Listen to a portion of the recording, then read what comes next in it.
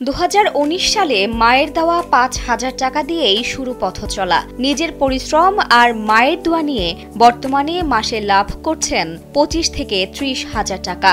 শ্রম, অধ্যবসায় আর নিষ্ঠা থাকলে একজন মানুষ যে সফল হতে পারে তারই এক উজ্জ্বল দৃষ্টান্ত গড়েছেন আন্দালিবুল জান্নাত কনক। তার হাতে নকশা করা পণ্য এখন শুধু দেশ নয়, বিদেশি ক্রেতাদেরও পছন্দের তালিকায় জায়গা করে নিয়েছে। বিয়ের আগে আমি যখন আমার ছোট বড় বোনদের সাথে থাকতাম, তখন বড় বোনরাই কাজ করতো, আর বড় বোনদের কাজ দেখেই আমি আসলে এখান থেকে কাজটা আমার শেখা। স্যান্ডেলিনা সো, রূপচর্চায় আভিজাত্য।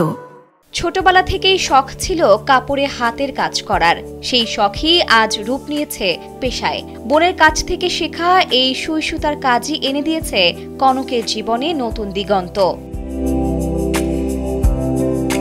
বগুড়ার ধুনট উপজেলার কুঠিবাড়ি গ্রামে বাড়ি কনকের। তিনি জানান, তার এই পথ চলাটা একেবারেই সহজ ছিল না। যখন কারো কাছ থেকেই সাহায্য পাচ্ছিলেন না, ঠিক তখন তার হাতে মায়ের তুলে দেওয়া টাকায় আজ এ পর্যন্ত নিয়ে এসেছে বলে জানান তিনি। তো যখন অর্ডারটা আমি করব, তখন তো আমার টাকার প্রয়োজন, তো আমাকে সুই সুতা কিনতে হবে, আমাকে কাপড় কিনতে হবে।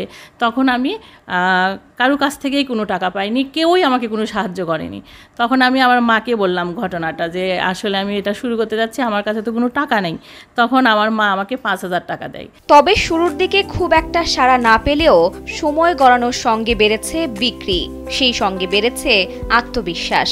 কনক ফেসবুকে একটি পেজ খুলে ব্যবসা বাড়িয়েছেন দেশ বিদেশে। আর এই উদ্যোগের মাধ্যমে কনক শুধু নিজের নয়, আরো 1.5 শতাধিক নারীর কর্মসংস্থানের সুযোগ সৃষ্টি করেছেন। এই কাজ করে আমি স্বাবলম্বী হয়েছি।